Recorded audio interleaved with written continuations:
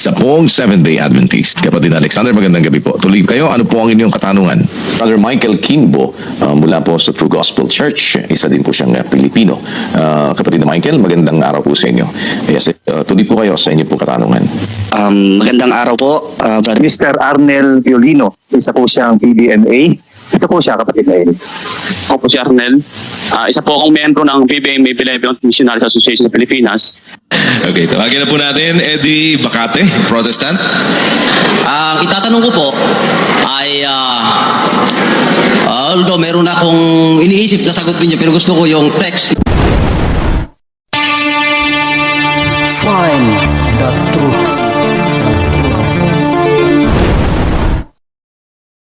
At si kapatid na Alexander Datiles naman po ang kasunod natin mula naman po sa Dumaraw, Capiz. Isa pong Seventh-day Adventist. Kapatid Alexander, magandang gabi po. Tuloy kayo, ano po ang inyong katanungan? Hello po, magandang gabi po. Naririnig pa ako? Opo, sige po, tuloy po kayo. Sige, magandang gabi po sa lahat. Salamat po sa ating Panginoon sa pagkakataon na makapagtanong po ng live. Brother Eli, magandang gabi po. Ako po ay isang Seventh-day Adventist. Ang tanong ko po, may pagkakataon po ba ululuubin ng Panginoon na makapag-discussion po ba kayo sa mga evangelista o apologista ng Seventh-day Adventist? Kasi po, marami pong pumabasahan ko po sa mga comments sa FB. Marami po ang nag-aabang na makapag-discussion po kayo, na mayroon po kayong discussion between po sa mga apologists o evangelista ng Seventh-day Adventist. Salamat po. Alam mo kapatid, tapos na yan eh. Hindi mo ba napakinggan yung mga diskusyon namin ng mga ministro ng Seventh-day Adventist sa mahabang panahon kay Manolo Pabis? Meron naman akong saksi hanggang ngayon si Manolo Pabis. No? Marami na yan. Gusto mong makinig ng diskusyon? Makinig ka sa YouTube. Marami na. At yung mga Seventh-day Adventist ngayon, parang mga ano yan yung mga pastor mo, parang desperado na makipagdiskusyon sa akin. Kasi, pati ba naman yung bagong anib na miyembro doon sa kung saan yun, Brad Josel? Nakipagdiskusyon, nilagay pa sa YouTube, representative daw ng MCGI. Yung kapatid, napilitan lang, nakikipagpalitan sa kanila ng tawag dito, ng comments. Hindi naman ako nagpapahintulot na ang kapatid makipagdiskusyon. Sinilo nung pastor nyo na diniskusyon membro para bang atat na makipagdiskusyon. Alam mo sa akin kapatid, diskusyon sa iglesia ni Manalo, tapos na yan Nakadiskusyon ko na mga ministro ni Manalo, kunti pa nga akong mamatay sa Guagua Pagkatapos ng diskusyon, ako'y inabangan doon at na-hospital ako ng 1 linggo No? Doon sa tawag dito, doon sa baryo ng Bayabas. Babarilin ako ron Nung taga-Angeles may diskusyon kami nung pastor ng iglesia ni Manalo ron Babarilin ako, naagapan lang nung BSDU. No? Hinugutan na ako ng baril Alam yan ng mga taong taga ron. Kaya yung mga diskusyon na yun tapos na. Ang hindi naman matatapos yan kung halimbawa 20,000 pastor nyo 20,000 pastor didiskusyonin ko lahat. O halimbawa ilan ang pastor ni Manalo, ilan ang mangaral ni Manalo, dahil yan didiskusyonin ko lahat para matapos yan. Ang sabi ko nga, tapusin natin yung puno nyo, supposedly yun ang nagtuturo sa inyo, ilabas mo. Ngayon, ang Seventh-day Adventist, may puno kayo sa Amerika, di ba? English yun. Marunong naman ako ng kapirasong English. Kung halimbawa, kulang ako sa grammar, di ano nyo na yun, partida nyo na yun, wag kang humanap ng mga pastor Pilipino. Ang tawagin mo, pastor niyo na namumuno sa lahat ng Sabadista. Tapusin na natin. Kasi, didiskusyon ako sa isa. Aamunin na naman ako nung isa. Diskusyon na naman. Marami nang naganap Puno nyo na, ilabas nyo. Sabi ko nga dun sa Katoliko dito sa Brazil, kung kaya mong tawagin yung Papa mo, marunong na rin ako ng kapirasong Kastila, yung Papa mo lalabanan ko. Di ba ganon? Yun ang fair kasi, diskusin mo yung pastor ni Manalo, dai-dain yan. Marami pa naman mga, sabi ni Manalo, mga sinungaling daw yung pastor niya. Sabi niya, nandun sa kanyang video o nandun sa kanyang record pagkatapos mong makipag-usap, sasabihin sa'yo, talo ka pala talo ka pala. Kung talagang talo na pala ako, ba't hamon pa kayo ng hamon? Hali. Talo na pala ako. Hamon pa kayo ng hamon. Saan mo nakita si Pacquiao nanalo nanalo na hahamunin pa yung tinalo niya. Meron ba logic yon, kapatid na Josel? Talo na Wala. Pacquiao sino yung tinalo niya na yabang-yabang?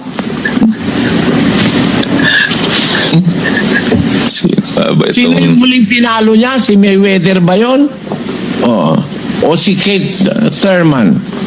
Meron ka ba nakita nanalo si Pacquiao tapos hahamunin niya yung tinalo niya? Ang natural, ang naghahamon lagi yung natalo para makabawi. Di ba ganun ang logic nun, kapatid na Daniel? Opo, kapatid na Eli, humihingi po ng rematch kasi siya yung naghahabol ng karangalan dahil siya po ang natalo. Pero yung pong nanalo na, hindi po yun ang usual na naghahamon para sa rematch dahil nanalo nga po siya. Kaya ako, nilagay ko pa sa dyaryo yung hamon ko Kay Eranio Manalo nung araw, matagal na nasa Pilipinas pa ako Kasi katakot-takot na mga kaso ang ipinail sa akin ng Iglesia ni Manalo. Awa naman ng Diyos na na-dismiss na halos lahat. Isa na lang ang natitira dahil wala na ako sa Pilipinas nung i-file nila yun Na-dismiss na ang kanilang mga kaso laban sa akin. Kaya sinabi ko nung March 27, doon sa Manila Times, naglagay ako, nagbayad pa ako sa Manila Times, 100,000 pa binayaran ko noon Newspaper of General Circulation, sinabi ko pa sa TV, I therefore urge you now to settle our doctrinal differences once and for all and put an end to the unchristian kind of spiritual warfare being introduced in your program na pinapayagan naman ng gobyerno na kung ano-anong paninira ang sabihin sa akin under the MTRCB, no? Sabi ko, being introduced in your program that only tends to muddle the real issues and deviate from the biblical truth. In this regard, I'm inviting you to a one-on-one discussion or debate which will finally settle our doctrinal differences with the Bible as our sole basis. The most logical venue viewership-wise and security-wise is our respective television studios to be simultaneously covered live worldwide via satellite.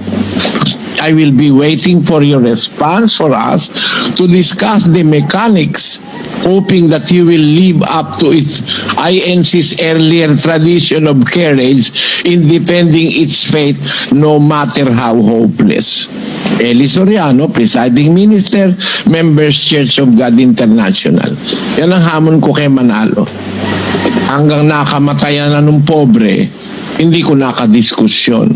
Kasi ang sabi raw nung pobre na si Eranio, makipagdiskusyon ka muna sa Papa ng Iglesia Katolika bago kita harapin.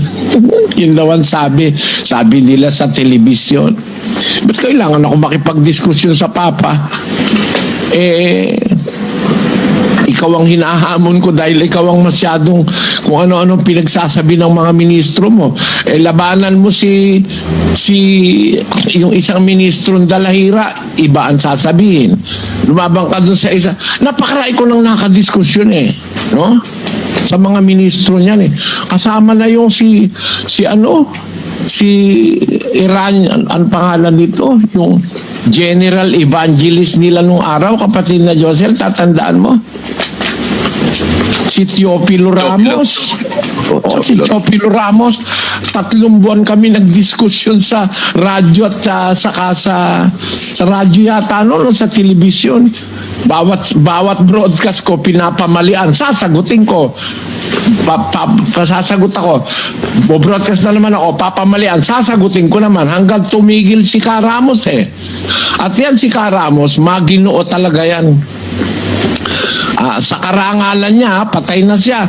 Maginoong kausap yan, umaamin yan eh. Yung mga pastor nga hindi na umaamin eh. Ito si Ka Ramos, maginoo ito. In fairness. Pero lahat ng recorded na sagutan namin, kitang-kita mo sukol si Ka Ramos. Lalo na sa pag-uusap na ukol sa Panginoong Kristo at sa pagkasugo ni Manalo. Diyan na nga lumabas yung mga kontra-kontrang aral ng pasugo. Sabi ni Manalo, siya raw yung binhi ni Abraham. Pinunako, binago nila.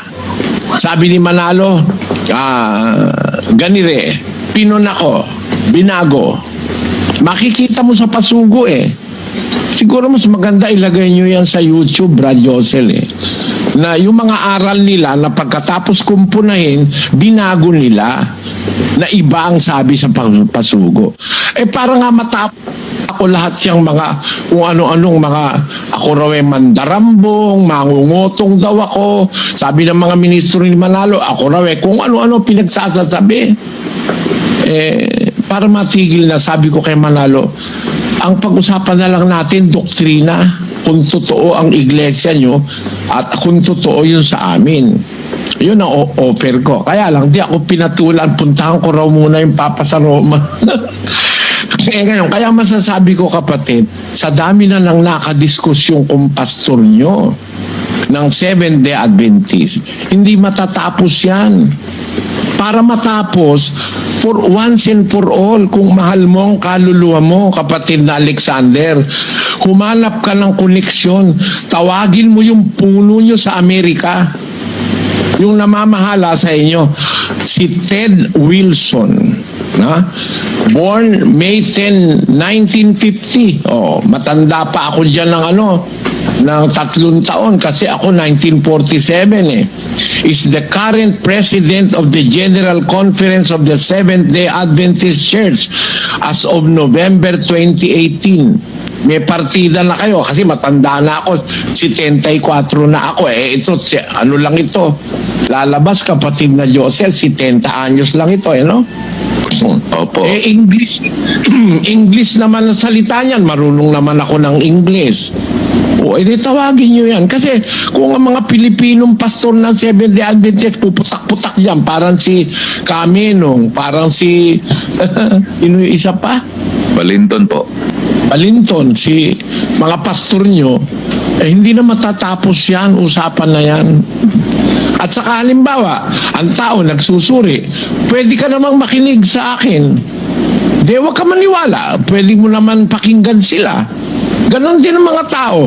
Makinig kayo sa iglesia ni Manalo. Ano ba yung tinuturo nila? Ang tinuturo nila, si Soriano mandarumbong, si Soriano mangungutong, si Soriano. Ako ang topic nila eh. Ako ang topic ko. Ang topic ko, aral lang Diyos sa Biblia eh. Matalino naman ang nakikinig. Di ba ganon, kapatid na Daniel?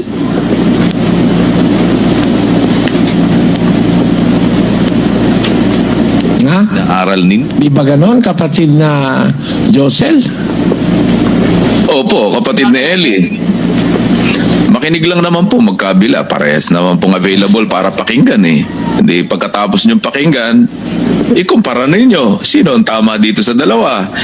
Itong pamali-maling walang batayan ng sinasabi o itong puro sitas ang pagka nangaral tad-tad ng sitas ang binibigay sa iyo at may batayan lahat? Ganun lang naman po. Habang hindi humaharap yung mga puno, di ganun muna ang gawin ninyo. Hindi naman kailangan lahat na lang po lahat na lang ng kakahol-kahol dyan, mga tuta, papatulan. Kagaya nga po ng binabanggit nyo kanina, Brad Eli. Taga-Aklan po yun eh. Sumagot lang naman sa comment section doon sa Facebook yung kapatid. Ayun, sinilo na po. At inilagay sa telepono, pinalabas, debate. Representative daw po ng MCGI. Napakawalang ya. Ino mo kawalang yaan niya ng pastor na Sabadista. Nilagay sa telepono, inirecord, debate raw. Hindi ba panluloko sa kapwa-tao yung ginagawa nyo na yan? Tapos nalagay nyo, representative ng MCGI. Hindi ko nga kilala yung kapatid na yun eh. Nag-comment lang pala yun sa comment section ng Sabadista. Ay, itong mga pastor ng Sabadista Pilipinong ito, naku po, tapos na ako sa inyo. Nakadiskusyon ko na yung pinakamagagaling yung nakadiskusyon ko pa ngayon sa Amerika eh. O baka hindi nyo alam, teacher ng Seventh-day Adventist. Ito ang aming diskusyon, no? Naka-intact yan. Pero papakita ko sa inyo yung huli. Ano ang comment nitong teacher, elder, teacher ng Seventh-day Adventist Church. Pakita natin. I want to say how much I enjoyed listening to your exposition on your side of this question, Elder Soriano. You're obviously a very powerful and well-read man of God, and I was very impressed. I very much appreciate this chance that I had to have this interchange with Elder Soriano, because I don't think that he and I are really very far apart. I agree with him wholeheartedly. Kamo, sabi nung head teacher nyo ng Seventh-day Adventist na Amerikano, I agree with him wholeheartedly. I was very much impressed. Kasi nakarinig siya sa akin ng mga talatang hindi niya yata alam eh. All throughout nun amin palitan eh. O kaya, alam mo kapatid, para matapos na yan, tawagin mo yung inyong puno ngayon. Harap ako. Pangako ko sa'yo, pag makikipagdiskusyon yung puno mo, harap ako. Pero yung mga pastor na puputak-putak dyan, naninilo pa, pati miyembro ba naman na wala pa namang malay sa Biblia yung miyembro eh. Aanuhin nyo, didiskusyonin nyo, ano ba kayo? May sakit ba kayo talaga sa pagtatalo? Ang hilig nyo ba talaga sa diskusyon? Kaya masasabi ko sa iyo kapatid na Alexander, pasensya ka na, yung kahilingan mo gusto kong pagbigyan. Pero pagbibigyan kita sa kondisyon, ang lalabas yung puno nyo. I'm willing to debate with the head of the Seventh-day Adventist Church, whosoever he may be this moment, itakda nyo diskusyon, kausapin nyo siya, let us put it in international television. At ako'y nakahanda rin. Alam ko pasikot-sikot ng inyong paniniwala. Alam ko na ang Seventh-day Adventist Church ay tinayo ng isang babae. Lalabag sa Biblia. Di pumapayag ang Diyos ang babae magkaroon ng pamumuno sa bayang talagang sa Diyos. Bawal ng Biblia yan. Ay kung gusto mo, yan ang pag-usapan natin. Sino ba nagtayo ng Seventh-day Adventist Church? Agad-agad sasagot ang libro nyo. Ellen G. White is one of the founders of the Seventh-day Adventist Church. Yan pa lang, wala kayong lulusutan eh. Mali ang iglesia na yan. Babae nagtayo.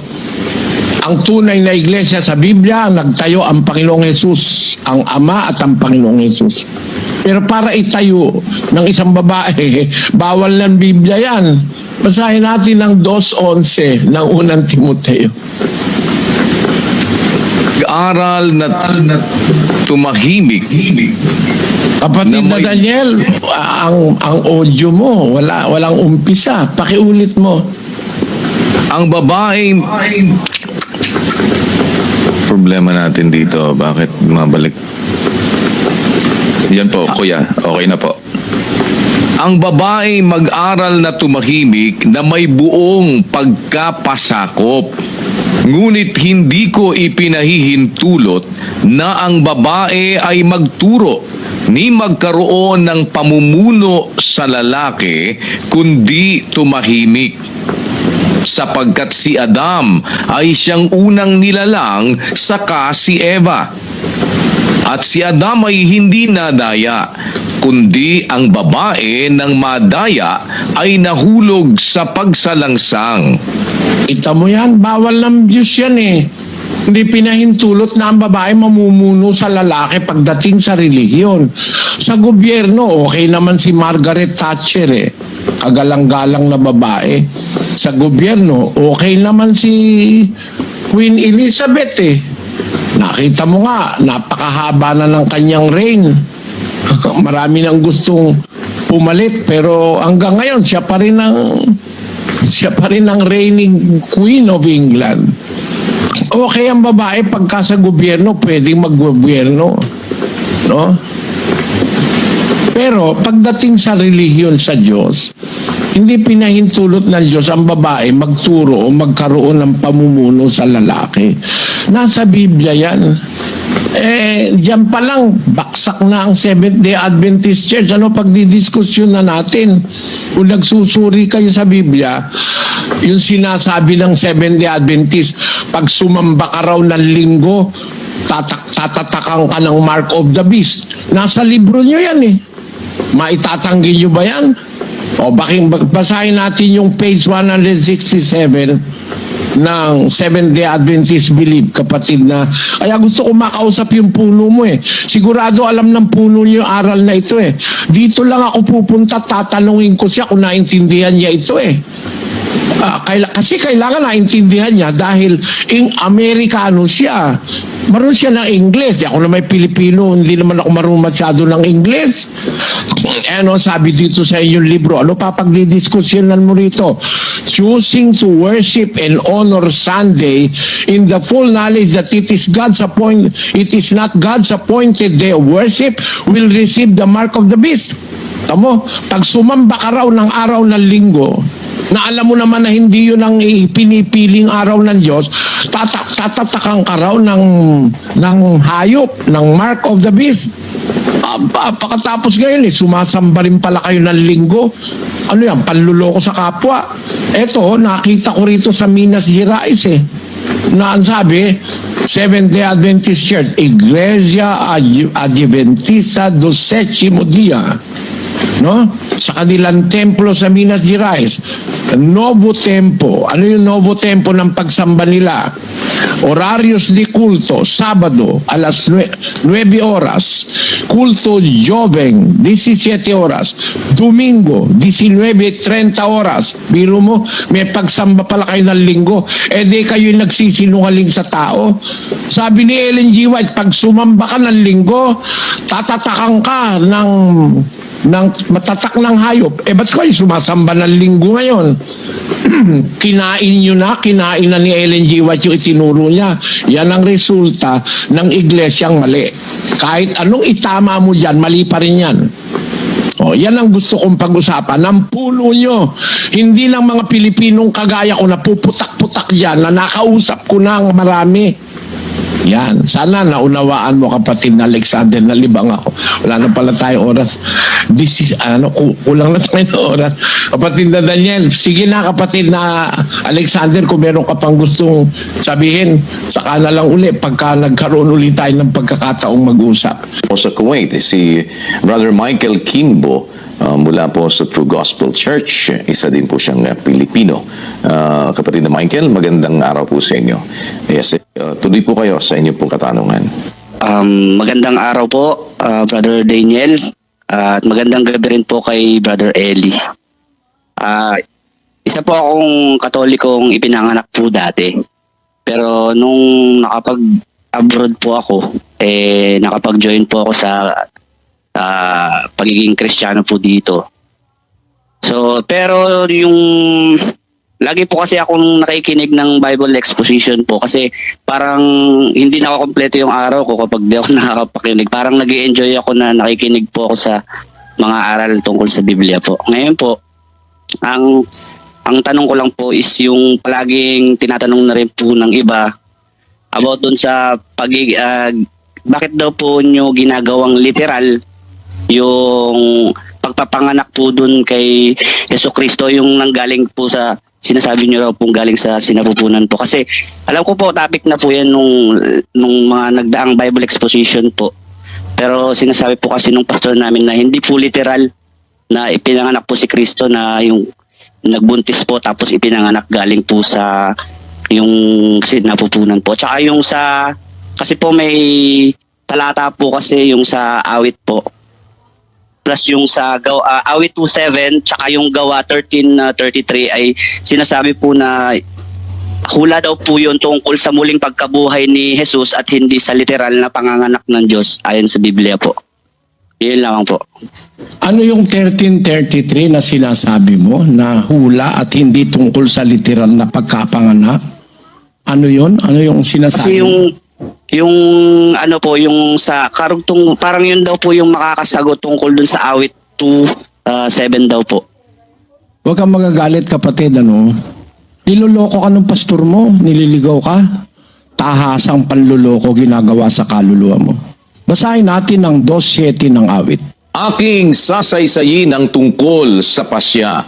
Sinabi ng Panginoon sa akin, ikaw ay aking anak. Sa araw na ito ay ipinanganak kita.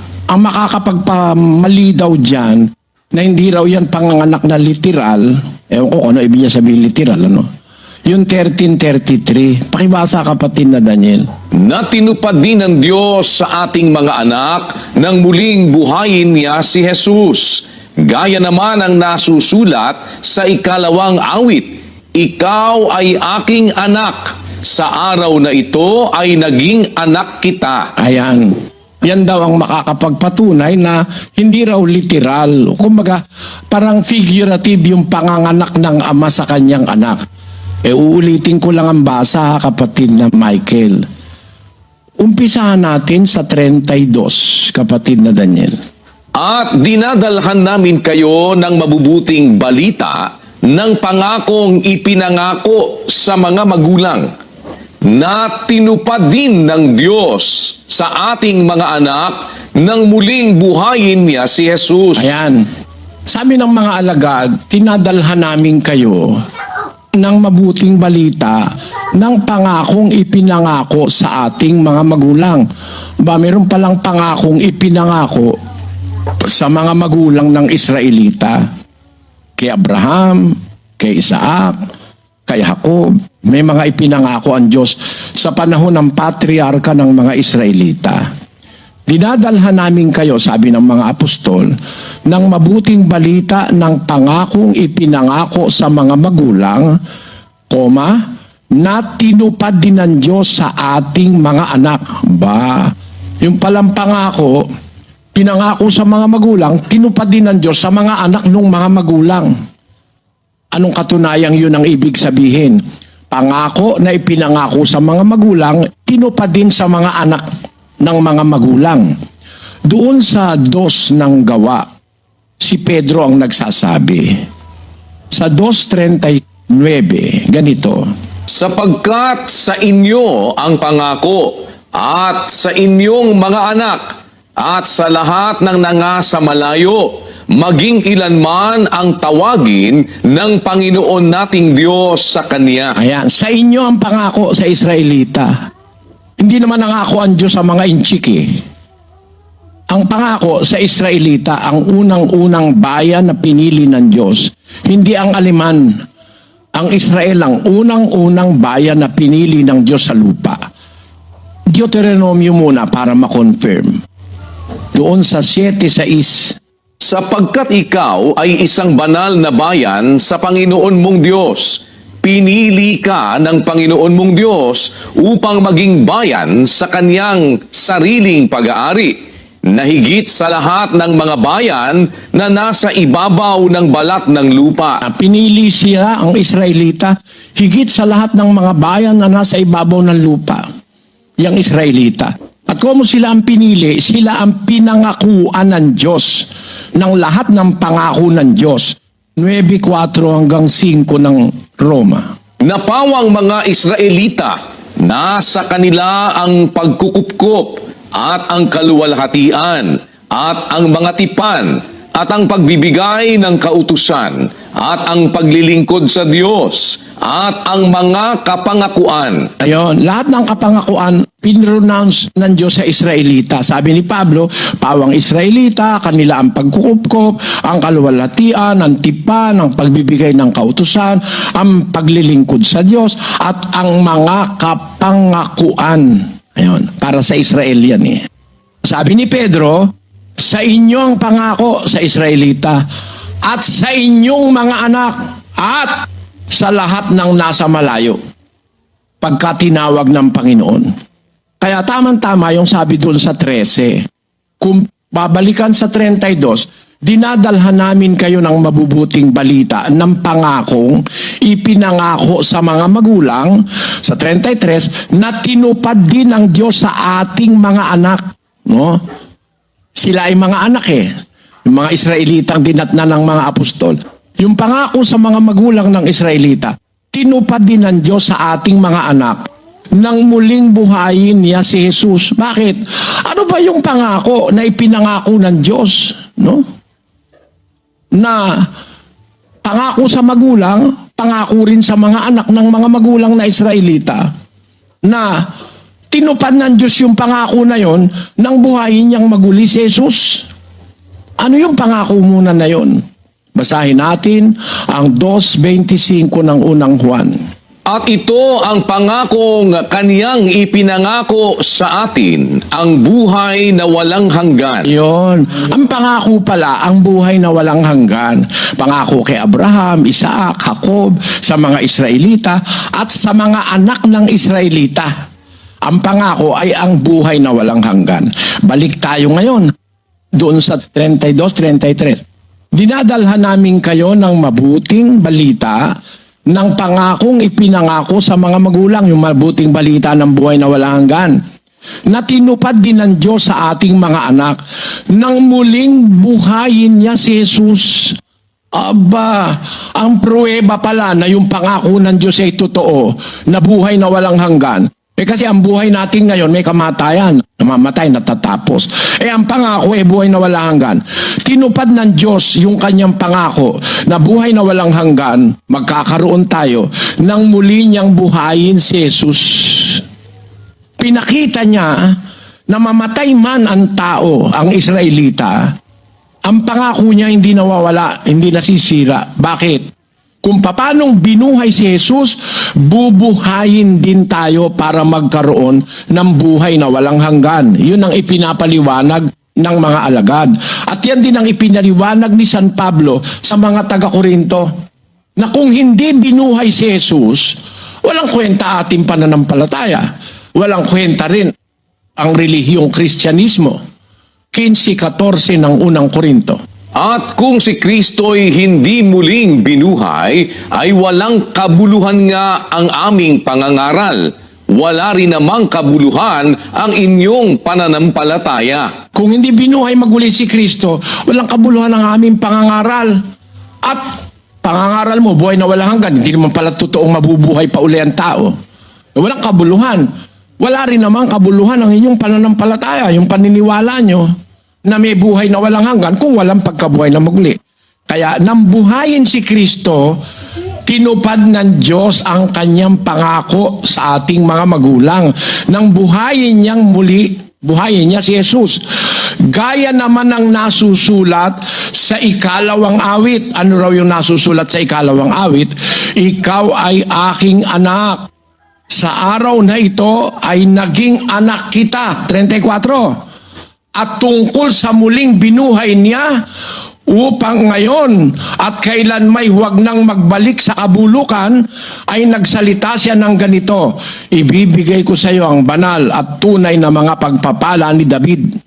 Sapagkat sinasabi rin naman niya sa ibang awit, hindi mo ipagkakaloob na ang iyong banal makakita ng kabulukan. Ayon. Yung palang pagkabuhay na maguli ni Jesus, pruweba yun ng pangako ng Diyos.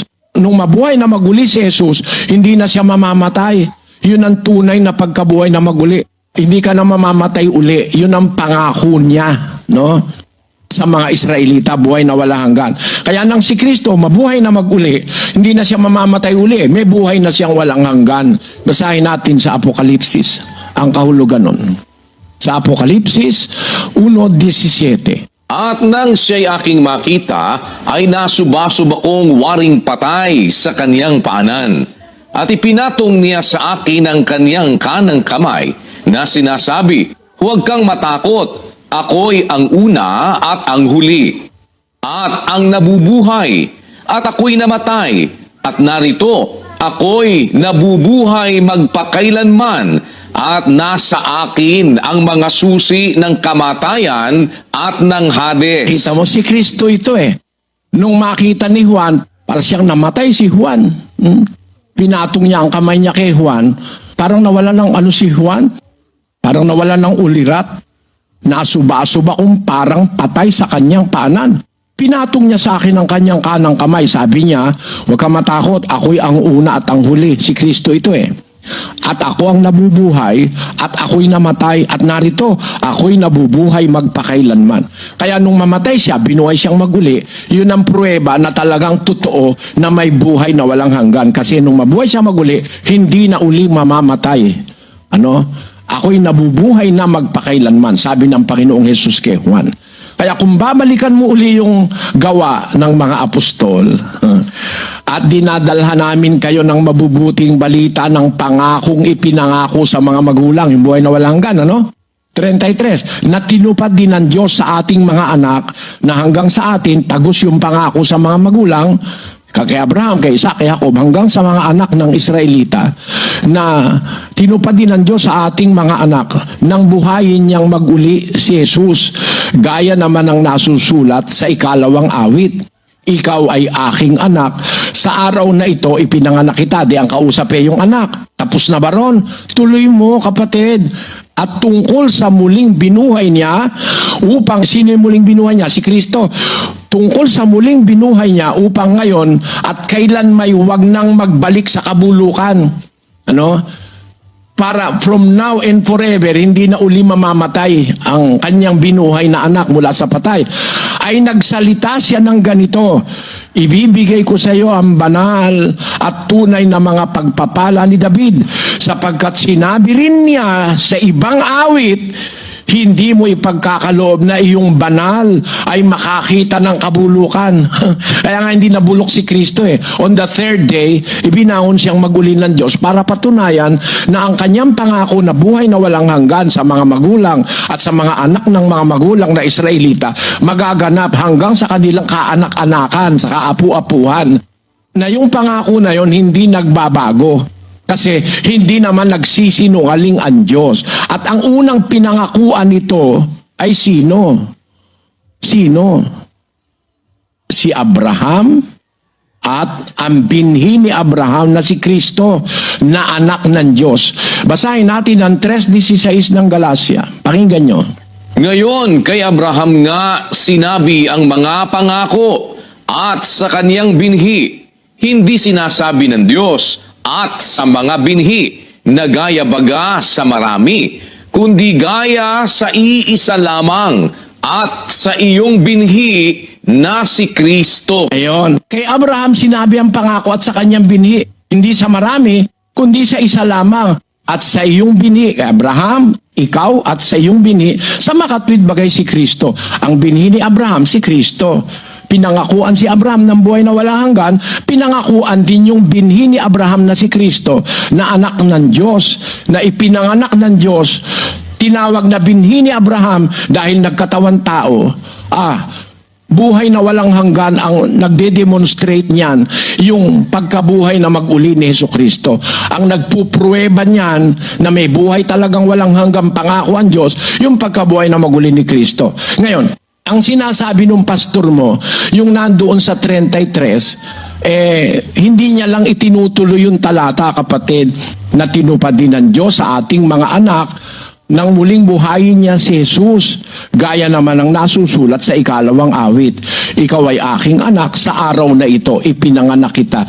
Yung anak kasi ng Diyos, ano yun eh? Immortal yun eh. Ang Diyos ay immortal eh.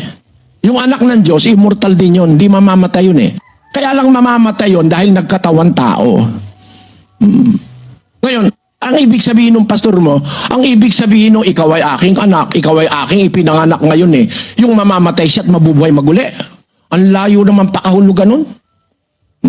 Ang ibig sabihin ng pastor mo, yung kahulugan ng ikaw ay aking anak, ikaw ay aking ipinanganak sa araw na ito, naging anak kita, ay ibig sabihin eh, mabubuhay maguli si Kristo.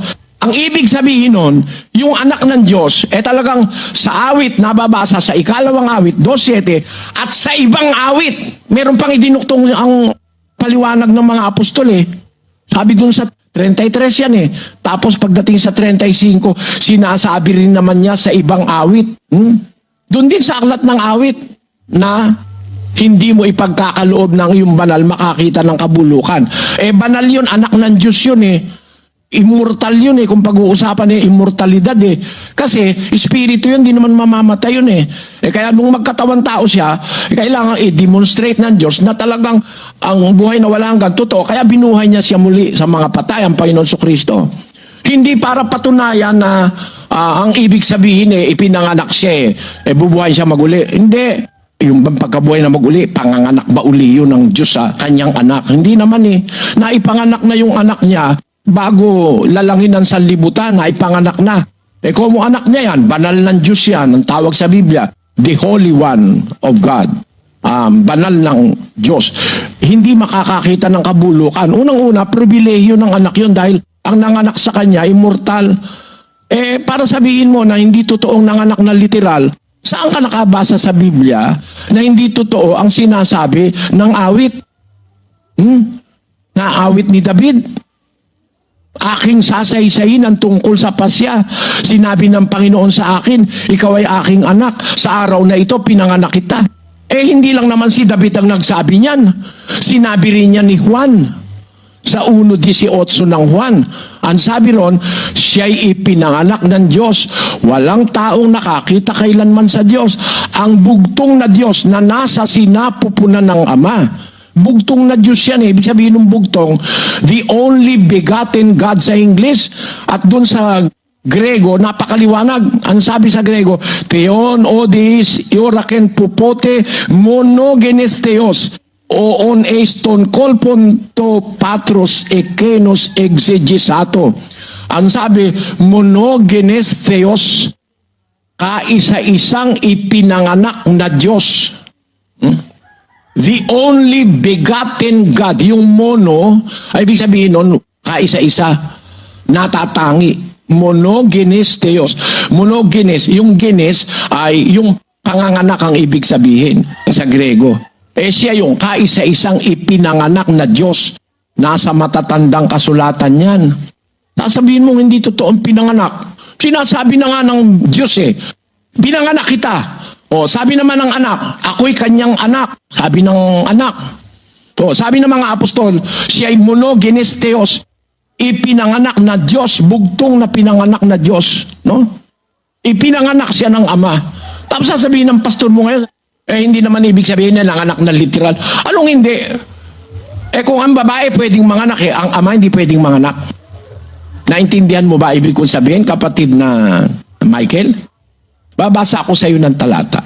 Sa awit, ganito nakasulat sa 94:9. Siyang lumikha ng pakinig, hindi ba siya makakarinig? Siyang lumikha ng mata, hindi ba siya makakakita? Tige, sabihin mo ngayon ito na hindi ito literal.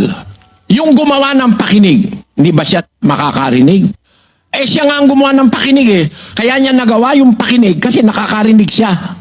Totoo yan sa literal. Bakit? Tinan mo yung mga tao nakakarinig. Nakagawa sila ng nakakarinig din. Itong mic ko, nakakarinig. Magdadaldal ka, sasagapin ng mic, naririnig niya. Ilalabas doon sa mixer. Tapos lalabas sa trompa. Bakit nakagawa ang tao ng instrumentong nakakarinig? Nakakapag-record pa eh. Kasi naintindihan niya yung principle ng pakikinig para makarinig. Siyang lumikha sa mata, hindi ba siya makakakita? Ang tao nakakakita. Nakagawa siya ng nakakakita. Yung camera, nakaharap ako sa camera, nakikita mo ako eh. Bakit? Nakakakita yung gumawa ng camera, nakakakita. Eh higit sa lahat, ang gumawa ng mata ng tao na nakakakita, yung Diyos na nakakakita. O kaya yung Diyos na nakakakita, gumawa ng mata, di makakakita yun. Yung gumawa ng pakinig, nakakarinig yun. Ano ibig sabihin? Yung gumawa ng bahay bata, hindi pwede manganak. Sagutin mo, kapatid na Michael. Yung gumawa ng pakinig, nakakarinig, kaya nakagawa ng pakinig. Yung gumawa ng paningin o mata, nakakakita, kaya siya nakagawa ng nakakakita. Eh, tanong ko sa'yo, yung gumawa ng bahay bata, pwedeng manganak o hindi? Logic lang at logic ng Biblia, maniniwala ka, ang Diyos ay nanganak. Pinapalitaw ng pastor mo, nagsisinungaling si David, nagsisinungaling si Juan, nagsisinungaling ang Ama, at nagsisinungaling si Kristo. Na ang kahulugan pala nun, ikaw ay anak ko, eh mabubuhay siyang maguli. Ang layo naman pa kahulugan nun. Ang kahulugan nung ikaw ay aking anak, mabubuhay siyang maguli. Hindi naman lahat ng mabubuhay na maguli, anak ng Diyos eh. May mabubuhay nga maguli, dadalhin sa impyerno eh. Para sabihin mo yun ang kahulugan, ang layo naman, mag-analyze ka kapatid na Michael. Ikaw, di ka ba nagsasawa dyan sa pastor mo, ang interest lang yan, ikapo eh.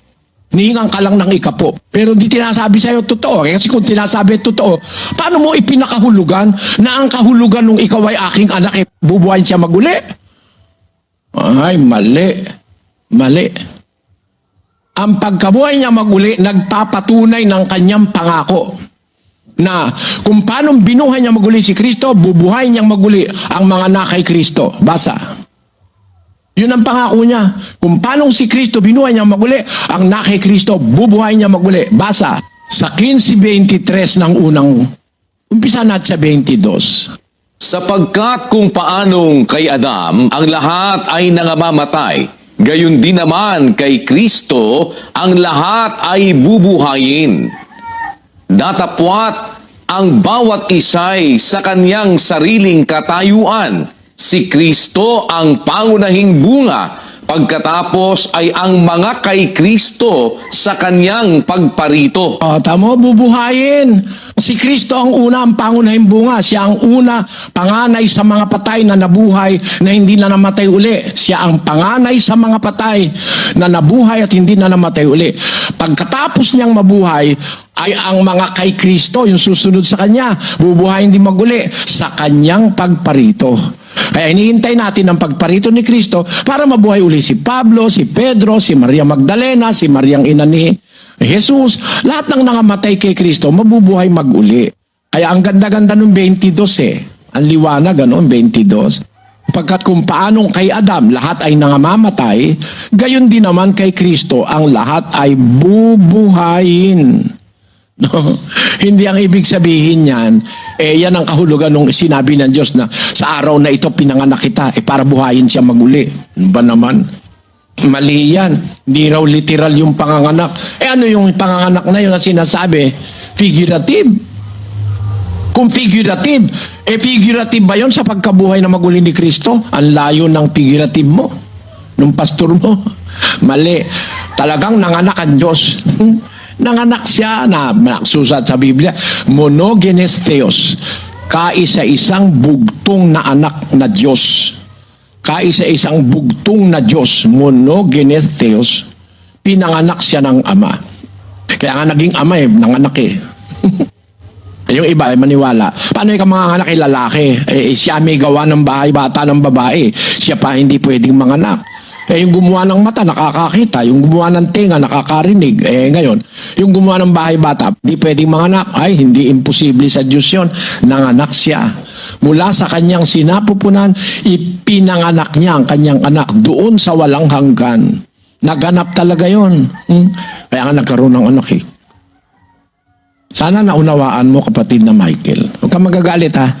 Dapat niya hampasin ng pamalong bakal sabi ng Panginoong Jesus.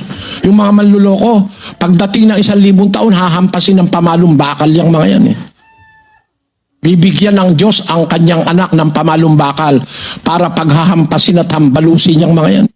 Nakita niyo si Kristo noong unang 100 taon? Gumawa ng mga panghambalos dun sa mga baka at sa mga tupa na dinadala sa templo. Ginagawang bahay kalakal yung templo, gumawa siya ng panghambalos ng mga lubid.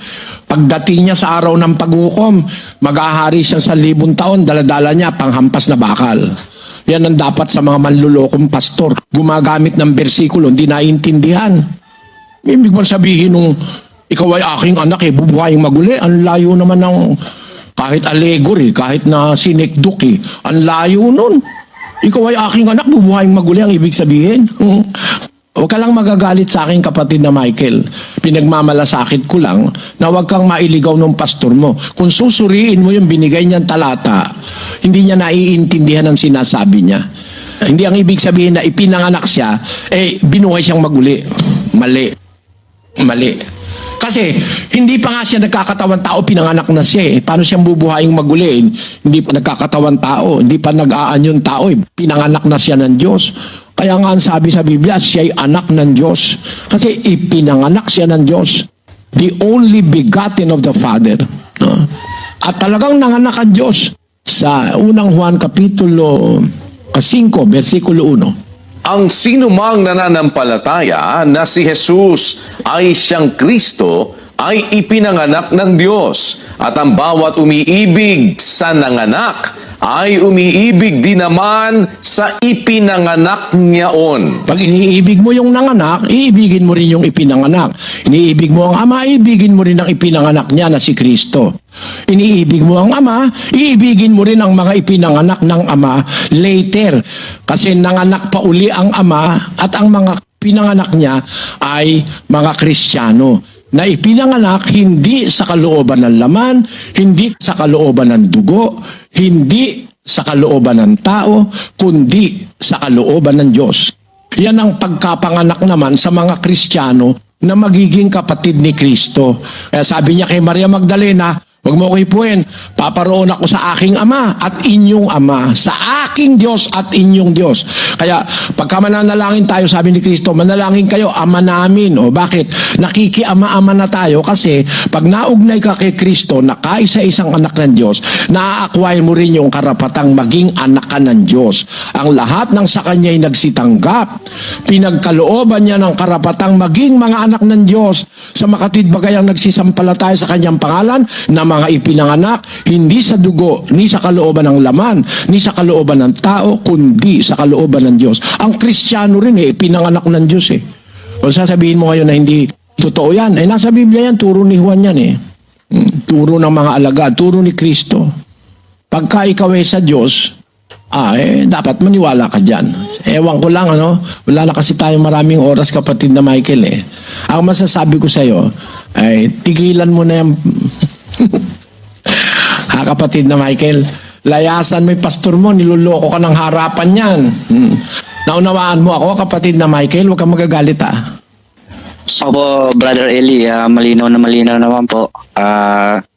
Yun nga po, kaya po laging sa inyo na lang po ako nakikinig. Sa totoo lang po, medyo masama na rin po yung loob nila sa akin kasi hindi na nga po ako umaattend sa mga Bible nila.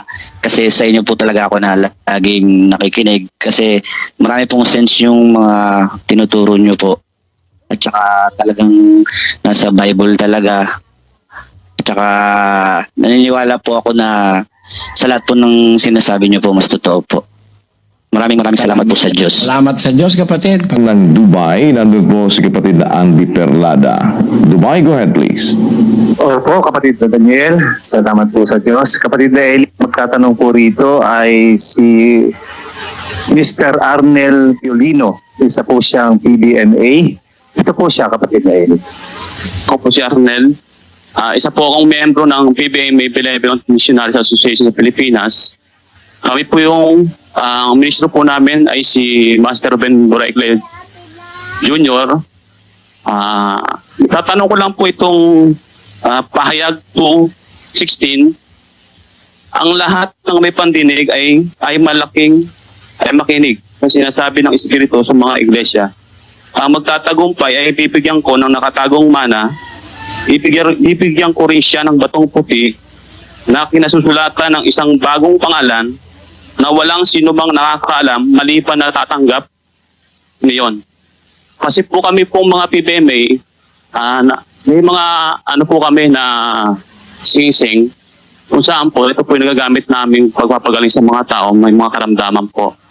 Ito po yung pinamumunuan ng aming Master Ben Broecleo Jr. po. Yung sinabi niyo po dati na nag-Bible exposition po tayo dati, yung hinuli po ng mga sundalo po sa Cebu na may namatayan pong 15 na miyembro ng misyonaryo po. Yun lang po, Brad Eli. Salamat po. Ikinalulungkot ko, kapatid, yung sasabihin ko, huwag kang magagalit. Ayoko kasing magtago ng kahit ano, sa kagaya mong nagtatanong, nagsusuri. Iyang batong puti, hindi yan yung singsing na ginagamit ninyo. At yung batong puti na yan, wala pang meron yan ngayon. Basahin natin ulit ang 2:17. Ang may pakinig ay makinig sa sinasabi ng Espiritu sa mga iglesia. Saang iglesia? Sa iglesia sa Asia, 7 iglesia sa Asia yan Yang sinulatan ng libro ng Apokalipsis. Basahin natin sa Apokalipsis Kapitulo 1. Ang instruction ng Panginoon kay Juan, ganito. Na nagsasabi, ang iyong nakikita ay isulat mo sa isang aklat at iyong ipadala sa 7 iglesia sa Efeso at sa Smyrna at sa Pergamo at sa Tiatira at sa Sardis at sa Philadelphia at sa Laodicea. Yan ay sulat na ang intensyon ng Diyos makarating sa 7 iglesia sa Asia na pinangaralan ni San Pablo. Yun ay binigay ang pangalan, 7 iglesia na Efeso, Smyrna, Pergamo, Tiatira, Sardis, Philadelphia at Laodicea. Doon iuukol yung sulat na yan. At nakita mo ba iglesia? Nakalagay, 7 iglesia. Kaya sabi doon sa 2:17, kung uumpisahan mo yung 2:17, ang may pakinig, makinig sa sinasabi ng Espiritu sa mga iglesia. Sa aling iglesia? Doon sa 7 iglesia. Naintindihan mo, kapatid? Hindi naman kayo iglesia, PBMA kayo Philippine Benevolent Missionaries Association Incorporated. Hindi naman kayo iglesia. Bakit gagamitin nyo yung sulat para sa iglesia? Nagtayo ka ng sarili mong kongregasyon tapos gagamitin mo yung salita ng Diyos na ukol para sa iglesia sa Biblia. Hindi para sa iyo yan. Unang-una, katunayang hindi para sa kanila yan, hindi para sa inyo yan. Hindi nyo naintindihan Ang sabi, ang magtagumpay ay bibigyan ko ng manang natatago. Isang batong puti. Ayan. Na sa bato ay may nakasulat na isang bagong pangalan na walang nakakaalam kung di yung tumanggap. Tingnan mo kapatid. Itong batong puti ibibigay doon sa nagtagumpay. Kailan ba yung pagtatagumpay? Kailan ba yun? Basahin natin ang 15 ng 1 Korinto 51. Narito, sinasaysay ko sa inyo ang isang hiwaga. Hindi tayong lahat ay mga tutulog, ngunit tayong lahat ay babaguhin sa isang sandali, sa isang kisap mata, sa huling pagtunog ng pakakak. Sapagkat tutunog ang pakakak at ang mga patay ay mga bubuhay na mag-uli na walang kasiraan at tayo'y babaguhin. Sapagkat kinakailangan na itong may kasiraan ay magbihis ng walang kasiraan at itong may kamatayan ay magbihis ng walang kamatayan. Datapwat pagka itong may kasiraan ay mabihisan ng walang kasiraan at itong may kamatayan ay mabihisan ng walang kamatayan. Kung magkakagayon ay mangyayari ang wikang nasusulat, nilamon ng pagtatagumpay ang kamatayan. Ang pagtatagumpay, pagkatapos na ang tao'y mabuhay na mag-uli at mapalitan na ang katawan natin. Pag napalitan na ng katawang maluwalhati, yun ang kinukonsider na nagtagumpay na.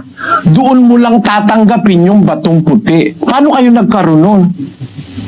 Anong bato yung nakuha nyo? Sino nagbigay sa inyo? Ang sabi ni Kristo, bibigyan ko, ang magbibigay si Kristo nung batong puti, nung manang nakatago.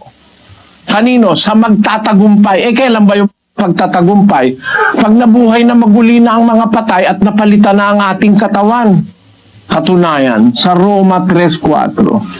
Huwag nawang mangyari. Oo, bagkus pa nga ang Diyos ay tapat, datapwat, ang bawat tao'y sinungaling, gaya ng nasusulat, upang ikaw ay ariing ganap sa iyong mga salita, at makapagtagumpay ka kung ikaw ay mahatulan. Kailan masasabing nagtagumpay ka na? Kung matapos na yung hatol. Pagkatapos ng hatol at naging dapat ka, babaguhin yung katawan mo.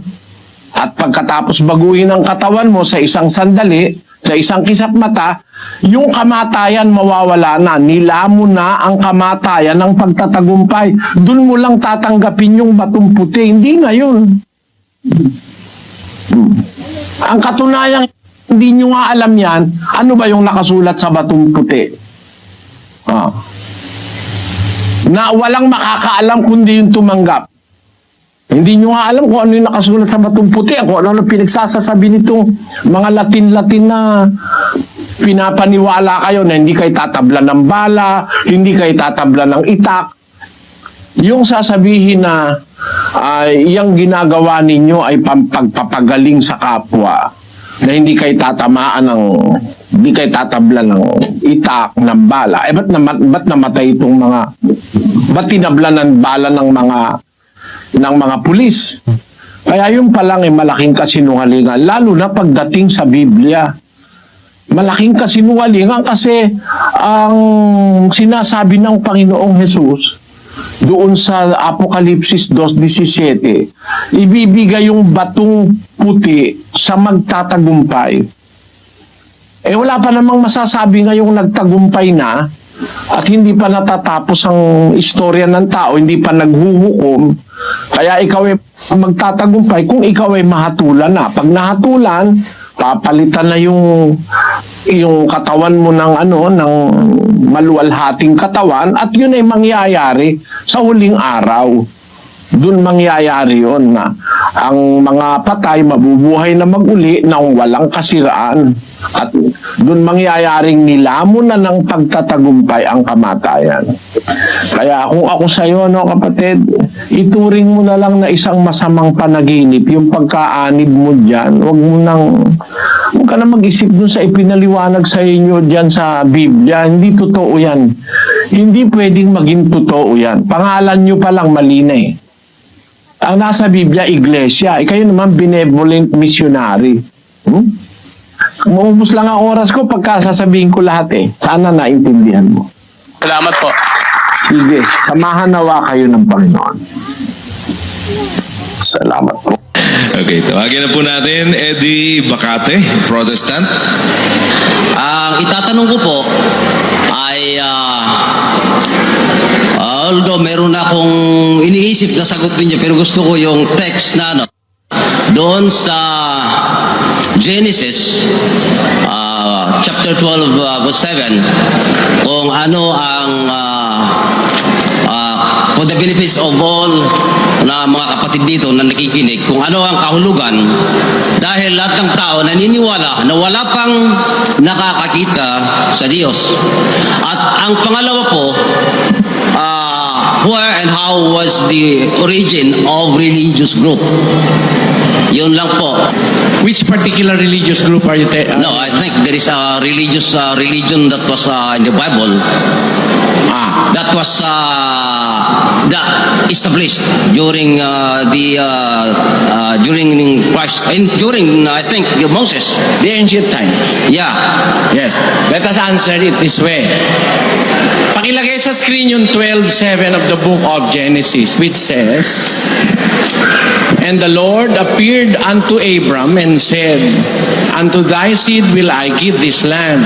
And there built he an altar unto the Lord who appeared unto him." Yan. Tinatanong po nila, ang paniwala raw natin, wala pang taong nakakakita sa Diyos. Ngayon, bakit dito sinasabi, the Lord appeared unto Abram? Ganito po mga kapatid, I am inviting your attention, all of you. Ito po, nababasa sa Matandang Tipan, particularly in the book of Genesis. I will read a verse in the book of the New Testament directly from our Lord Jesus Christ. 5:37 of the book of John, it says, And the Father himself, which hath sent me, hath borne witness of me. Ye have neither heard his voice at any time, nor seen his shape. If you are a Christian believer, would you prefer believing on our Lord Jesus Christ than Moses? That's my question. Sino po ang mas paniniwalaan nyo? Si Kristo mismo o si Moises? Kung mamimili lang kayo, sino po paniwalaan natin? Si Kristo o si Moises? Ako, mas preferred kong paniwalaan si Kristo. Si Kristo may sabi, My Father which hath sent me, ye have neither heard his voice at any time, nor seen his shape. Equally, before our Lord Jesus Christ preached, there was a declaration by John. And that is 1:18 of the book of John again. It says, No man hath seen God at any time. Any time. We have to emphasize on that. No man hath seen God at any time. The only begotten Son, which is in the bosom of the Father, He hath declared Him. Walang tao na nakakita kailanman sa Diyos. Ang bugtong na anak na nasa sinapupunan ng Ama, siya ang nagpakilala sa Kanya. Tanyo, di wala pa palang nakakita sa Diyos. Tanong, sino yung nagpakita kay Abraham? Tanungin natin si Moises. Si Moises kasi nagsulat nun eh. Genesis as a book was written by Moses. Propeta Moises, sino ba yung nagpakita kay Abraham? Ha? Pasagutin natin. Mismo si Moises sa kanyang sulat sa Exodo. Sa 3 ng Exodo, ganito nakasulat. At nang makita ng Panginoon na panonoorin niya, ay tinawag siya ng Diyos mula sa gitna ng mababang punong kahoy. At sinabi, Moises, Moises. At kanyang sinabi, narito ako. At sinabi, huwag kang lumapit dito.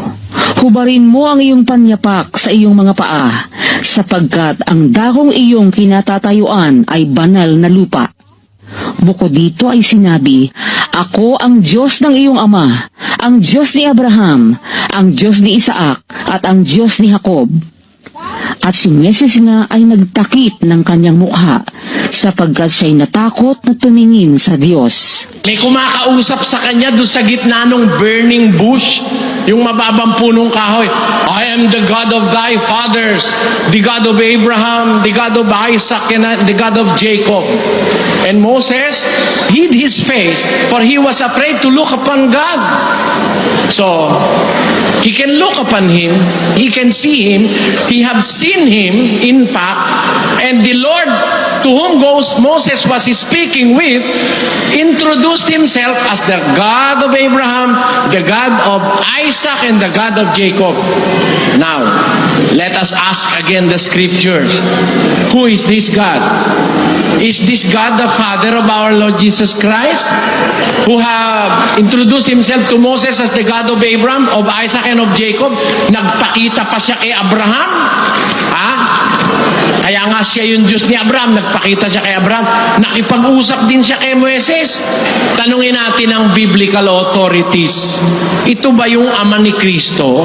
Pakinggan nyo sa Gawa ng mga Apostol, sa Kapitulo 7 at ang bersikulo ay 30. At nang maganap ang 40 taon, ay napakita sa kanya ang isang anghel sa ilang ng bundok ng Sinai, sa ningas ng apoy sa isang mababang punong kahoy.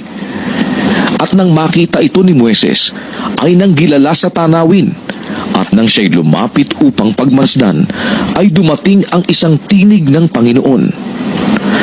Ako ang Diyos ng iyong mga magulang, ang Diyos ni Abraham, at ni Isaac, at ni Jacob.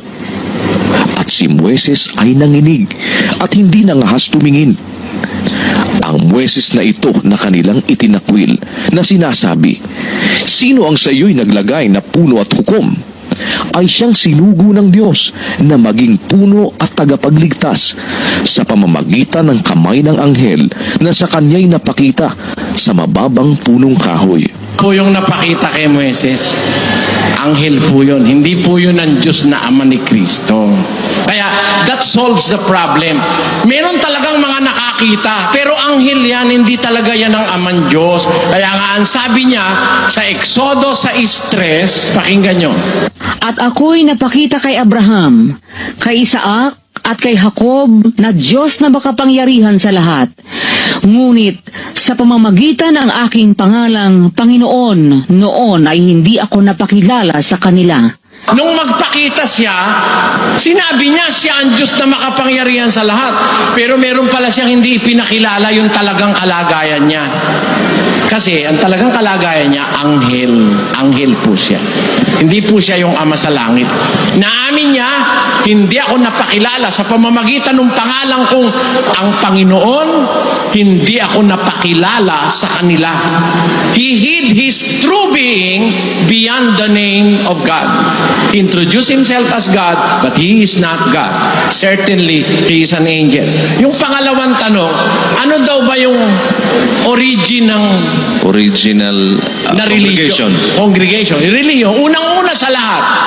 Ang unang-una pong relihiyon sa lahat sa mundo, yung nasa Hebreo 12:23. Sa pangkalahatang pulong at iglesia ng mga panganay na nangatatala sa langit. Dito po may tinatawag, iglesia ng mga panganay.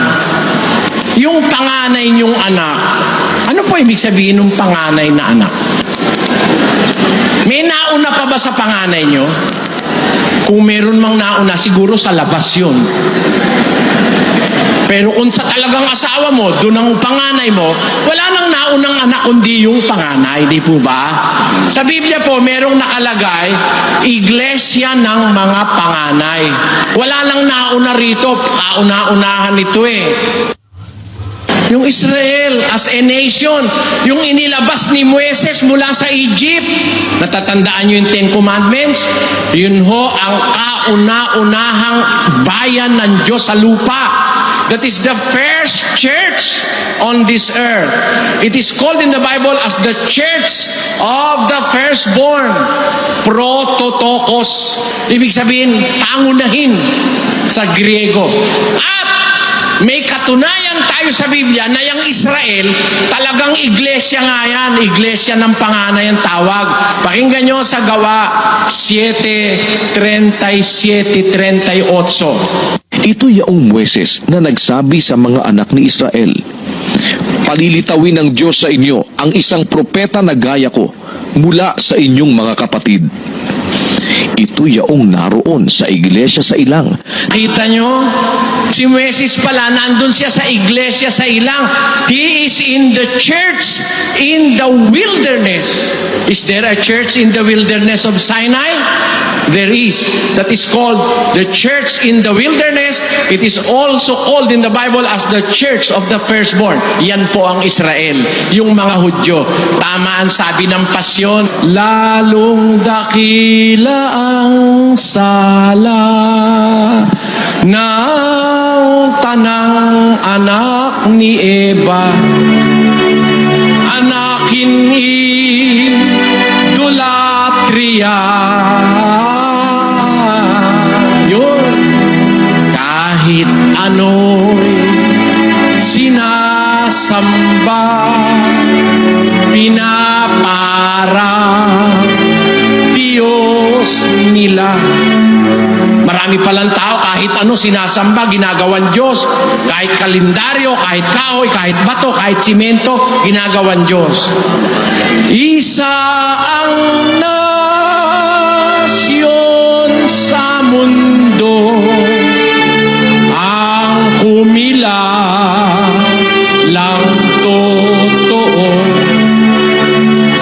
Diyos kumapal sa tao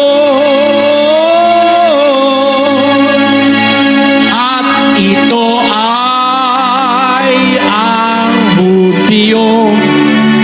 Hudyo, bukod na walang anito. Nakita nyo? Yan lang ang kauna-unahang bansa sa daigdig na walang Diyos-Diyusan, walang anito, walang ribulto. Ang Hudyo lang ang kauna-unahang bansa na naglingkod sa Diyos. Kaya ang tawag diyan sa Biblia, Iglesia sa ilang, Iglesia ng mga panganay. Nakita nyo na mga kapatid, sino unang-unang relihiyon sa mundo? Ang Hudaismo o ang Iglesia sa ilang. It's the first religious group on earth and the only one true religion on earth during the time of Moses. It is the church in the wilderness o Iglesia sa ilang. Sa English, let us put that in English. This is he that was in the church in the wilderness with the angel which spake to him in Mount Sinai. So talagang yung nasa Sinai, sa bundok, sa ilang ng Sinai, iglesia po yun.